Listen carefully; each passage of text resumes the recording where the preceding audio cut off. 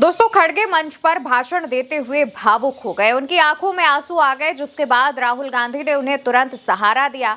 उनके पीछे जाकर खड़े हो गए, उन्हें समझाने लगे, उनकी पीठ पर हाथ फेरने लगे। दरअसल इससे पहले खड़गे ने मंच पर एक ऐसी बात बोली थी जिस पर राहुल गांधी, सोनिया गांधी और कांग्रेस की पूरी लीडरशिप अपनी सीट से खड़ी होती है और खड़गे की उस बात पर तालियां बजाने लगती है।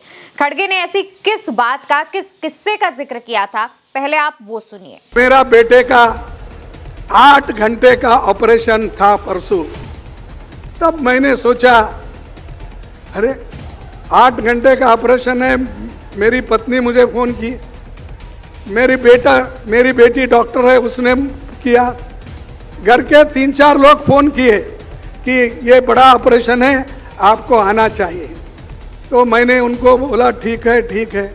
फिर आखिरी में सोचा, अरे इस देश के लिए बॉर्डर पे जाके ये जवान मरता है अपने मातृभूमि के लिए, और देश के हित में इंदिरा गांधी जी कुर्बान दी, राजीव गांधी जी कुर्बान दिए और सोनिया गांधी जी सब कुछ त्याग की, और मैं अपने बेटे के लिए जाऊं और ये पार्लियामेंट छोड़ के, और यहाँ पर जो वोट चोरी का इतना बड़ा जो जुलूस है या बहुत बड़ी लड़ाई है, इस लड़ाई के छोड़ को मैं नहीं जाऊंगा।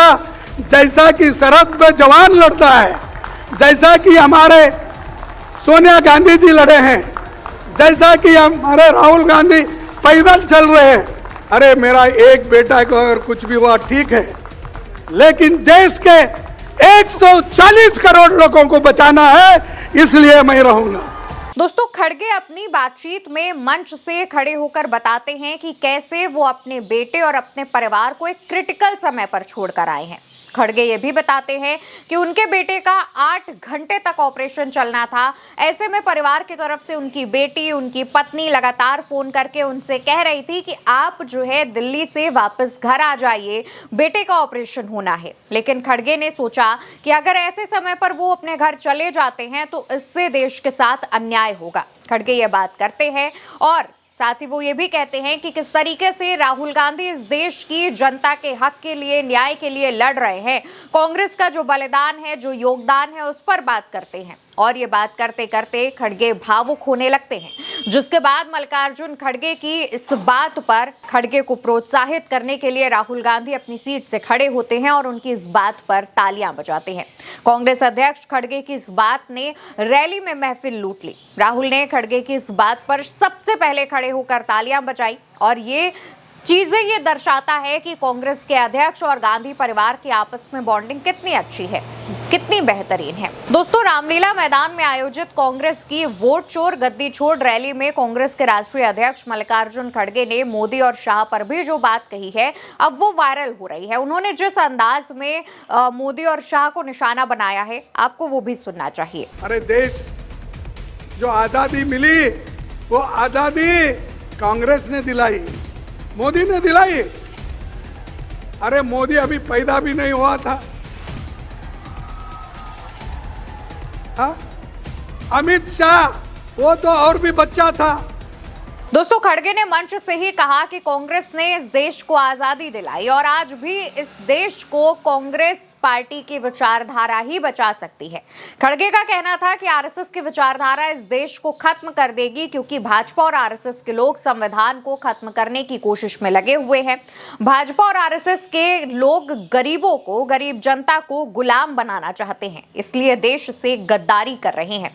इन गद्दारों को सत्ता से हटाना होगा। अरे ये लोग हमारे खिलाफ बात करते हैं, नेहरू के खिलाफ बात करते हैं, गांधी के खिलाफ बात करते हैं, अंबेडकर के खिलाफ बात करते हैं। वल्लभ भाई पटेल और नेहरू जी के बीच में वो लोग झगड़ा लगाने चाहते विचारों का, ये नहीं होने देंगे। और दूसरी तरफ वोट चोरी, ये गद्दार लोग हैं। इन गद्दारों को आपको हटाना होगा।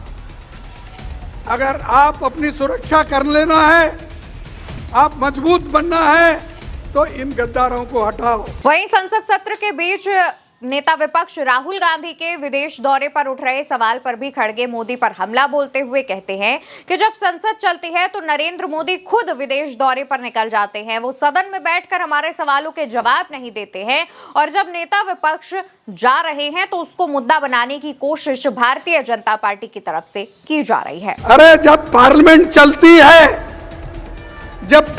चलती है तो मोदी जी बाहर जाते हैं, पार्लियामेंट में नहीं आते। पार्लियामेंट में बैठकर हमारे सवालों का जवाब नहीं देती है। जो कुछ राहुल जी पूछते हैं, जो कुछ प्रियंका जी ने परसों पूछा, उसका एक सवाल भी, एक जवाब भी उस सवाल का नहीं आया। दोस्तों, कांग्रेस के राष्ट्रीय अध्यक्ष मल्लिकार्जुन खड़गे हों या फिर कांग्रेस के नेता यानी कि सांसद राहुल गांधी और सांसद प्रियंका गांधी हों, लगातार भाजपा को वोट चोरी के मुद्दे पर घेरने का काम कर रहे हैं। इसी मंच पर राहुल गांधी ने भी भाषण दिया था और मोदी और शाह को घेरने का काम किया था। राहुल गांधी ने मोदी और शाह की बॉडी लैंग्वेज पर बात की थी, उनके कॉन्फिडेंस पर बात की थी। तो कांग्रेस अध्यक्ष मल्लिकार्जुन खड़गे ने साफ तौर पर यह कह दिया कि जब कांग्रेस पार्टी इस देश को आजादी दिला रही थी उस वक्त नरेंद्र मोदी और शाह तो छोटे छोटे बच्चे थे, उन्होंने इस देश को क्या आजादी दिलाई है। इस पर भी खड़गे बात करते हैं। प्रियंका गांधी भी मोदी सरकार को चैलेंज करती हैं और खास तौर पर चुनाव आयोग को निशाना साधती हैं।